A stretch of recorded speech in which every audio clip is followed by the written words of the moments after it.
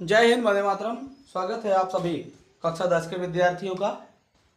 जिस तरह से आप सभी पढ़ना स्टार्ट किए हैं, पिछले सेशन में हम सभी ने पढ़ा था HCF हाईएस्ट कॉमन फैक्टर, जो बेहतर तरीके से आप सभी बच्चों को समझ में आया होगा।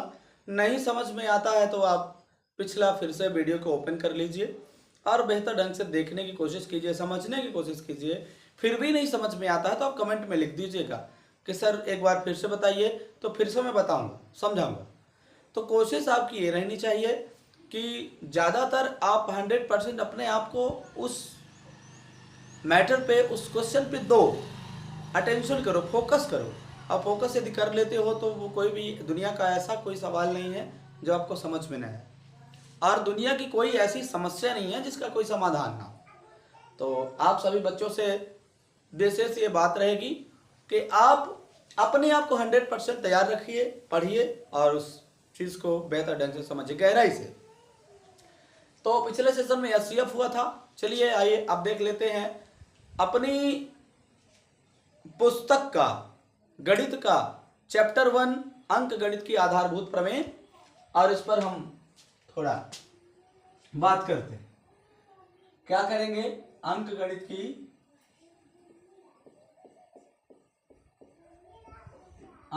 की आधारभूत प्रमेय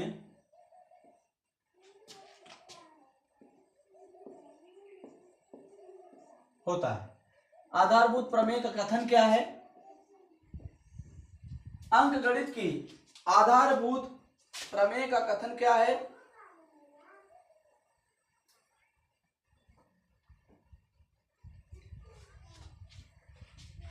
कथन यह है कि प्रत्येक जो अभाज्य गुणनखंड होता है, क्या होता है? प्रत्येक अभाज्य गुणनखंड, प्रत्येक भाज्य संख्या को अभाज्य गुणनखंड के रूप में हम लिख सकते हैं। चलिए हम इसको कथन को लिख देते हैं, फिर समझाते हैं कि कथन का विशेष क्या है। प्रत्येक भाज्य संख्या को, प्रत्येक भाज्य संख्या को अभाज्य गुणनखंड, अभाज्य गुणनखंड के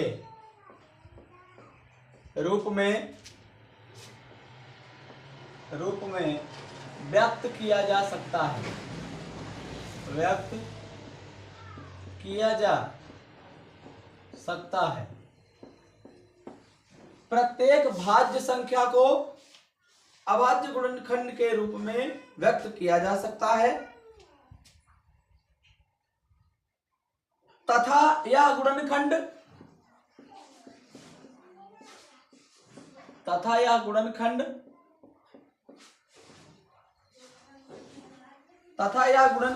अभाज्य गुणनखंड के आने वाले क्रम, अभाज्य गुणनखंड के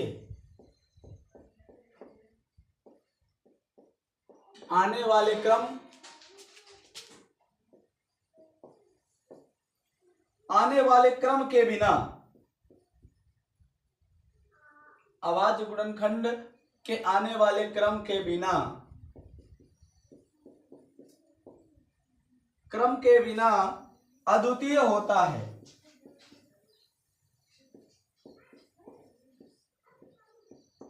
क्रम के बिना अद्वितीय होता है।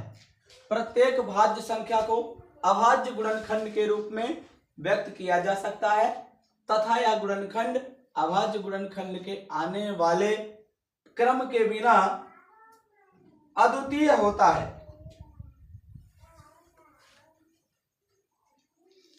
तो अद्वितीय का मतलब क्या है? यदि क्रम गुणनखंड के आने वाले क्रम के बिना भी अद्वितीय होता है। कहने का मतलब क्या है कि जो भी संख्या हमारे पास है, यदि वो भाजित होती है, मतलब क्या?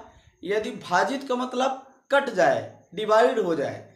यदि कोई संख्या भाज्य है, किसी भी संख्या से भाज्य है, तो उसका गुणनखंड जो होगा उसको अभाज्य गुणनखंड के क्रम में हम इसको लिख सकें।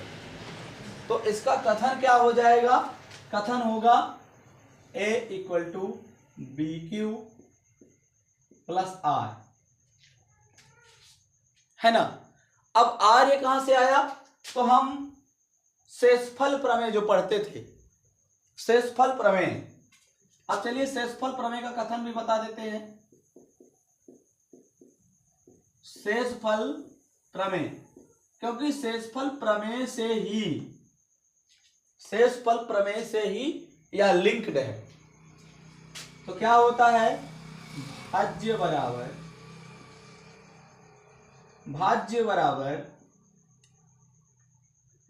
ये होगा भाजक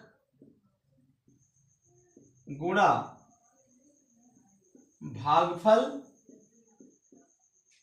और प्लस शेषफल होता है। भाज्य बराबर भाजक गुणा भागफल प्लस शेषफल। शेषफल प्रमेय का कथन यह होता है कि भाज्य बराबर भाजक गुणे भागफल प्लस शेषफल। भाज्य को क्या कहते हैं, डिविडेंड। भाज्य को कहते हैं डिविडेंड, भाजक डिवाइजर, और भागफल को कहते हैं कोसेंट।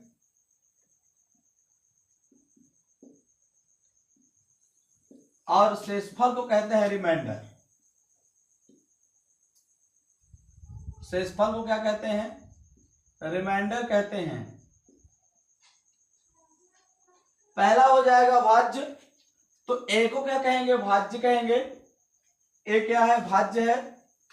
बी है भाजक, क्यू है कोसेंट, और आर है रिमाइंडर यानी शेषफल। तो जो अंकगणित की आधारभूत प्रमेय है वो शेषफल प्रमेय का मिलता जुलता स्वरूप है। इसको हम एक भाग लगा के बताते हैं कैसे। जब हम पहले भाग लगाते थे, डिवाइड करते थे किसी संख्या को, तो एक छोटा सा भाग लेकर के हम बता देते हैं। जैसे हो गया कि 2, 3 और 4 को 2 से डिवाइड करें, 2 से, तो क्या हो जाएगा, 2 का एक बार चला जाएगा भाग, तो 2 से कर लेते हैं, 2 एक कम 2, ये कट के 0 हो जाएगा। फिर 3 उतार लेते हैं, 2 का टेबल पढ़ेंगे, 2 का पहाड़ा पढ़ेंगे, 3 से ज्यादा ना हो तो एक बार ही जाएगा, एक बार से ज्यादा हम नहीं ले जा सकते। तो ये हो जाएगा 1, तो 2 एक कम 2 हो जाएगा, 3 में 2 निकल जाएगा तो 1 आ जाएगा। अगला अंक है 4, तो 4 उतार लेंगे और 2 का पहाड़ा पढ़ेंगे, 2 की टेबल पढ़ेंगे कि 14 से ज्यादा ना हो, तो 2 का 7 बार होगा तो ये 14 हो जाएगा। तो 14 में 14 घट जाएगा तो क्या हो जाएगा, 0 आ जाएगा। तो ये जो है, तो ये है भाज्य, ये भाज्य है डिविडेंड, ये है भाजक डिवाइजर, इसको कहते हैं डिवाइजर। ये भाज्य है, ये भाजक है, और ये कोसेंट है, इसको कहते हैं भागफल। क्या कहते हैं, ये भागफल है। फिर हो जाएगा ये जितना बचा है, तो ये क्या है, ये शेषफल है। तो इस तरह से तो क्या होता है, यदि हम इसको चेक करें कि सही है या गलत, तो हम वही करेंगे, चेक करेंगे। यदि हम इसमें रिमाइंडर थ्योरम लगाएं, इसको हम रिमाइंडर थ्योरम कहते हैं, शेषफल प्रमेय को रिमाइंडर थ्योरम कहते हैं। ये हो गया रिमाइंडर थ्योरम। तो यदि हम इसको अप्लाई करें, रिमाइंडर थ्योरम लगाएं, तो होता है भाज्य बराबर, तो भाज्य हमारा क्या है 234। फिर होता है भाजक, तो भाजक है 2। फिर गुणा भागफल, भाग है 1, 1 7 है। फिर होता है शेषफल, तो शेषफल तो 0 आया है। तो चेक करने का तरीका यही है, जैसे हम किसको कांटा कहते थे अपने लैंग्वेज में कि कांटा लगा रहे हैं, तो यही इसी तरह इसको हम चेक करते थे कि हमारा डिवीजन सही है, भाग सही है या नहीं सही है। तो अब इन चीजों को देख लेते हैं। ये 234 हो गया, और फिर इसके बाद हम 2 का 7 बार करेंगे, 2 7 14 हो जाएगा। 2 एक कम 2, एक हासिल आया तो 3 हो जाएगा, और 2 एक कम 2 प्लस 0 करेंगे तो कोई फर्क नहीं पड़ेगा। मतलब क्या है, 2 3 4 इक्वल टू 2 3 4, 234 मतलब ये सत्य है। क्या है? सत्य है। इसका कहने का मतलब क्या है हमारा कि यदि शेषफल प्रमेय अंकगणित का कुछ मिलता जुलता रूप है तो हम शेषफल प्रमेय का उपयोग ही अपने एलसीएम एचसीएफ के लिए कर सकते हैं, लेकिन हम गुणनखंड का उपयोग करेंगे। अब ये हो गया हमारा जो चेक कर रहे थे। ऐसे ही सभी डिवाइड जितने भाग लगाते हैं सभी को हम अपने अकॉर्डिंग चेक कर सकते हैं। तो चलिए आइए अब कुछ एक आध क्वेश्चन हम करते हैं अपने एक्सरसाइज का। तो देख लेते हैं एक दो क्वेश्चन हम एलसीएम या एचसीएफ का करते हैं। चलिए आइए हम उस चीज को देखते हैं। प्रश्नावली जो मध्य प्रदेश बोर्ड का है, प्रश्नावली 1.1, तो प्रश्न क्रमांक 1 कहता है, प्रश्न क्रमांक 1 ये कह रहा है कि निम्नलिखित संख्याओं को अभाज्य गुणनखंड के गुणनफलों के रूप में व्यक्त कीजिए। तो एक दो क्वेश्चन हम देखते हैं, है ना। क्वेश्चन नंबर 1 का पहला नंबर हम देख लेते हैं कि क्या है ना। क्वेश्चन नंबर 1 जो है, 1 का पहला नंबर लिखा हुआ है, पहला नंबर लिखा है 140। कितना है? 140 लिखा हुआ है। तो 140 को अभाज्य गुणनखंड के रूप में हमको व्यक्त करना है। तो चलिए, और व्यक्त करके हमको क्या करना है? केवल अभाज्य गुणनखंड के रूप में व्यक्त भर करना है ना, गुणनखंड करना है इसका फैक्टर। तो चलिए 140 यहाँ पे लिख लेते हैं और स्टार्ट करते हैं। इससे पहले विभाज्यता नियम भी चाहिए, लेकिन विभाज्यता नियम हम आपको बहुत ही जल्दी एक विभाज्यता नियम का सेशन हम आपको बताएंगे। चलिए हम 2 से काटते हैं। पहले 0 है, यदि लास्ट में किसी नंबर के लास्ट में 0 रहे तो या तो वो 5 से कटेगा या तो 2 से कटेगा। तो हमको सबसे छोटी नंबर से काटना है, इसलिए 2 से ही काटेंगे। तो 2 का 7 बार करेंगे, 2 सत्ते 14 और 0 उतर गया। फिर अभी 0 हो तो 2 से कटेगा, 2 का 3 बार 2 3 6, 1 बच रहा है, ये 10 हो जाएगा, तो 2 पंचे 10। फिर इसके बाद देखते हैं 2 के बाद 3 से चेक करेंगे, 3 तो कट जाएगा लेकिन 5 नहीं कटेगा। तो 5 से चेक करते हैं, 3 से जब नहीं कटा, 4 से चेक करेंगे, 4 8 32 यानी 36 ज्यादा हो जाएगा। 5 से यदि करेंगे तो कट जाएगा ये, 5 का 7 बार, 5 7 35 होता है, और 7 किसी से नहीं कटेगा एक बार, तो ये हो जाएगा। अब 140 को हम क्या लिखेंगे? 140 हमारे पास ये रहेगा। 140 को क्या लिख लेंगे गुणनखंड में? 1 2 3 4 गुणनखंड है, तो क्या क्या आया है? 2 आया है 2 बार, और फिर 5 है, फिर 7 है। तो इसको ऐसे भी आंसर आ जाएगा, लेकिन हमारा आंसर जो होगा तो इस प्रकार से होगा। कैसे होगा? 2 2 बार है तो 2 की इसको घात में लिख लेंगे, गुणे 5 कर देंगे और गुणा 7 कर देंगे। इस तरह से इस क्वेश्चन को हम सॉल्व कर लेंगे। चलिए दूसरा नंबर देख लेते हैं। दूसरे नंबर की भी बात करेंगे तो हम क्या कर लेते हैं, दूसरा नंबर 156 को देख लेते हैं। कितना? पहले का दूसरा नंबर है 156 लिखा हुआ है। इसका जब गुणनखंड करते हैं तो चलिए देख लेते हैं। 156 हम लिख लिए। अब गुणनखंड करेंगे तो क्या होगा? लास्ट में सम संख्या हो तो सम से ही कटेगा। सम मतलब 2 4 6 8, और यदि लास्ट में सम है तो 2 से अवश्य कट जाएगा, इसलिए 2 से काटेंगे। 2 का 7 बार, 2 7 14, 2 8 16 ज्यादा हो जाएगा, 1 बचेगा तो यहाँ 1 लिख लेंगे, तो 2 8 16 हो जाएगा। फिर 2 3 6 हो जाएगा, 1 बचेगा तो 18, तो 2 9 18। फिर 1 किससे कटेगा?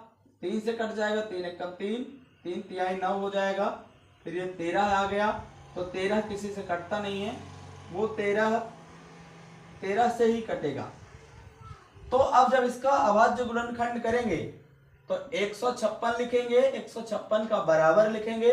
फिर कितनी बार है? जितनी बार कटा है 2 बार, 2 का 2 बार, फिर 3 गुणा करेंगे, फिर 13 गुणा करेंगे। तो इसके बाद क्या लिख लेंगे? 156 जो होगा तो 2 का 2 बार ऐसे चढ़ा देंगे इसमें, सॉरी ब्लैक से लिख लेते हैं, ज्यादा सही दिखेगा। 2 का 2 बार कर लेंगे, गुणा 3 रहेगा और गुणा 13 रहेगा। इस प्रकार से इसका भी आंसर और इसका भी आंसर आ जाएगा। तो इस तरह से आप सभी चीजों को देखिए, समझिए। एक्सरसाइज 1.1 का ये व्यवस्थित जो हमने बताया है, इसको मनन कीजिए। पिछले एग्जाम्पल में भी कुछ चीजें दी हुई हैं, एग्जाम्पल में जो दिया हुआ है तो उसको आप अपने से सॉल्व करें। अब अपने से सॉल्व करने के लिए क्यों कहूंगा मैं, क्योंकि आपके एग्जाम्पल में बिल्कुल सॉल्व किया हुआ है। तो चलिए इस सेशन में केवल इतना ही, हम मिलेंगे नेक्स्ट सेशन में नए उत्साह, नए ऊर्जा और नए सेशन के साथ। तब तक आप देखते रहिए, पढ़ते रहिए, समझते रहिए और सेशन को लाइक करके अपने दोस्तों तक शेयर कर दीजिए। एक कमेंट छोड़ दीजिएगा कि आपको कैसा लग रहा है, किस तरह से आप तैयारी कर रहे हैं। और सेशन पे यदि नए हैं तो सब्सक्राइब कर लीजिएगा, अपने दोस्तों तक भेज दीजिएगा। सब्सक्राइब कर लें क्योंकि नोटिफिकेशन आप सभी बच्चों तक पहुंचता रहे। चलिए मिलते हैं नेक्स्ट सेशन में। जय हिंद, जय भारत।